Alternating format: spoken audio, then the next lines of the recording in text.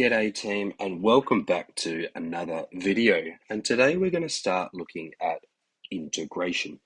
Now integration goes hand in hand with differential calculus and often will be sort of referred to as reverse calculus or anti-differentiation, and it essentially is moving backwards and undoing our differentiation. But the whole idea of integration is actually looking at the area under the curve or under our function.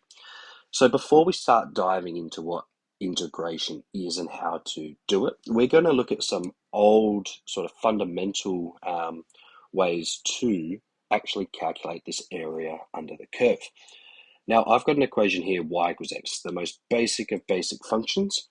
Now, if I'm looking between x equals 0 and x equals 6, what is the area of the shaded region? Now, hopefully you guys can see that this is a triangle, and we know how to calculate the area of a triangle. It is just half times the base times the height.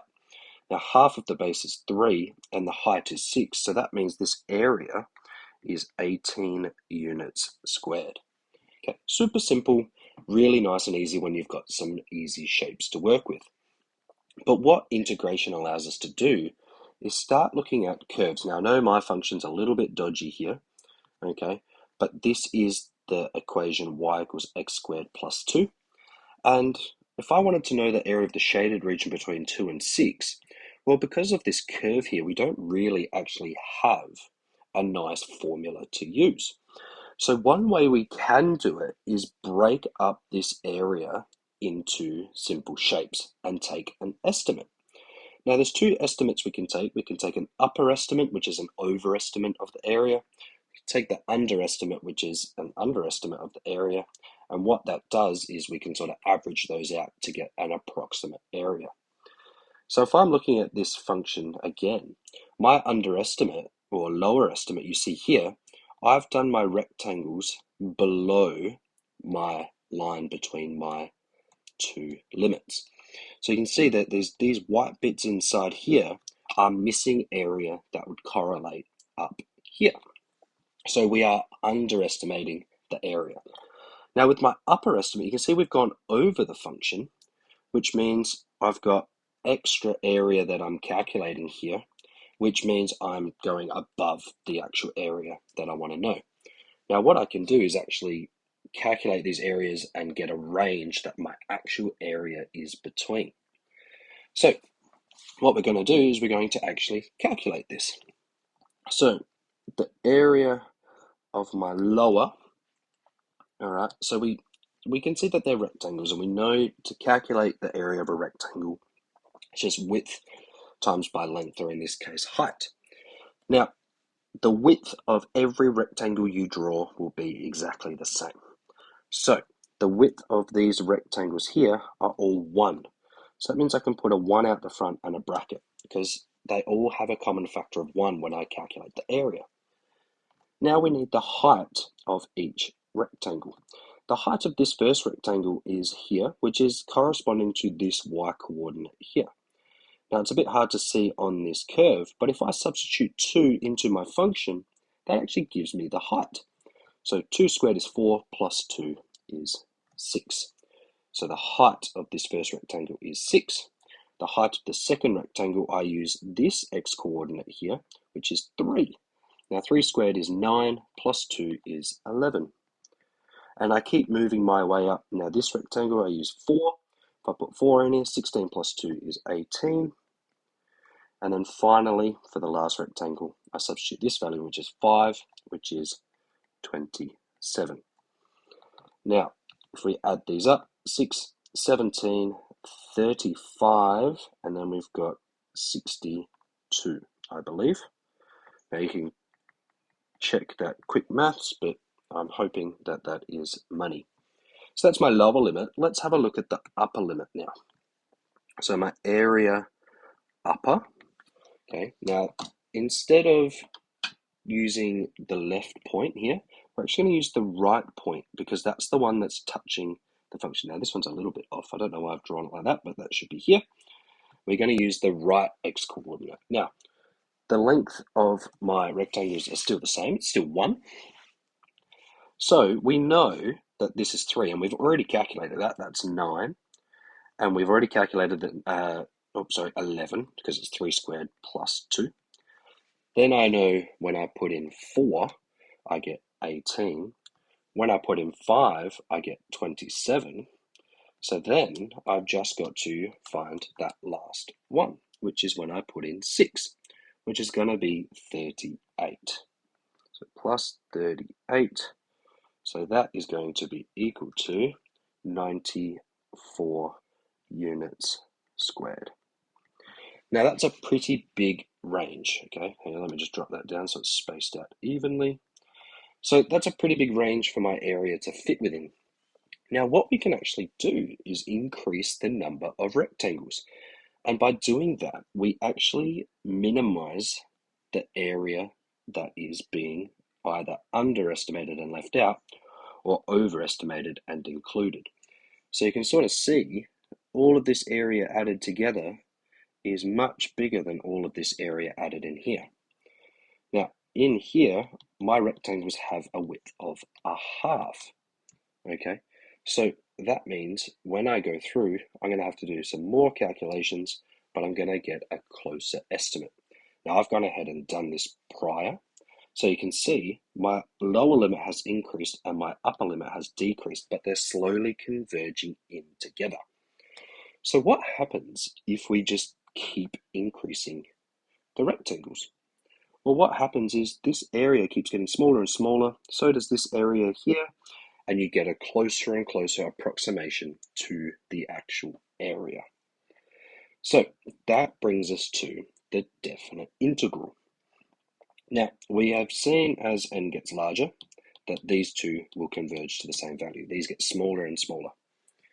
So what we can say, we're going back to limits, as n goes to infinity, so it gets really, really big, and we look at the lower estimate, that's going to be equal to the upper estimate as n goes to infinity. And we've got to make sure both limits exist in this case. So we also know that our true area lies somewhere between the lower estimate and the upper estimate. So as the limit as n gets infinitely huge of the lower limit and the upper limit, it will approximately be equal to a. So we're going as big as we can, and we're going to get the actual value. Now this value a is known as the definite integral from a to b. So the area is equal to, now this is an integral symbol. This is my lower limit a, my upper limit b, my function. So in the example above, I would put x squared plus 2 in here. And dx is essentially the smallest width of those ends you can think of. It's this little distance between my rectangles, or the width of my rectangles. Now, this works if f of x is greater than or equal to 0 for x being between a and b. And it's this little picture here, so it's representing that shaded area between a and b. So let's have a look at an example. So I've got the integral from x equals 0 to 3 of the function 3x, and I'm integrating that with respect to x. So we're going to find AU and AL for n equals 3. We'll draw them. Use TeX to find the lower and upper sums for n equals 100. I've got a website up that we can do that for. I'm not calculating 100 rectangles. We're going to use graphical evidence and area facts to then find the true area A. So let's first draw in my lower rectangles. Now I'm going from 0 to 3, so I like to draw in my limits. Okay, so we start there. Now, my lowest rectangle is going to look like this. So we always go under like such. And there is actually a rectangle here, but it's got a height of 0, so we can't actually draw that in. So if I come back over here and calculate the lower area, the width of my rectangles is 1, because I've got 3 rectangles from 0 to 3. So I can pull that out the front, so 1. The height of this first rectangle is 0. The height of the second rectangle here we can see is 3. And the height of the final one is 6. So that is going to equal 9 units squared. Okay, nice and simple. Let's now draw my upper rectangles. So my upper rectangles start above my curve here, and I'll go all the way down so you can see the difference, like so, just like that. All right, so now we're going to calculate the heights of the upper rectangles, and again, the width stays the same, so I've got 1. The height of this rectangle is 3, the height of this one is 6, and the height of this one is 9. So 3 plus 6 plus 9, and as you all know, that is 18 units squared. So again, pretty big range, but we know that it's somewhere between 9 and 18. So let's have a look now. So we're going to use TEC to find the lower and upper sums for n equals 100. So let's write in AL and AU.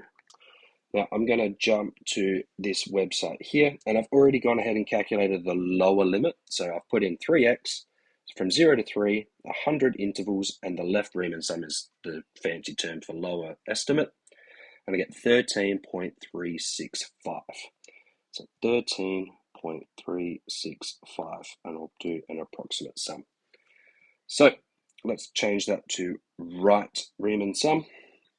Calculate. It's going to do its job for us.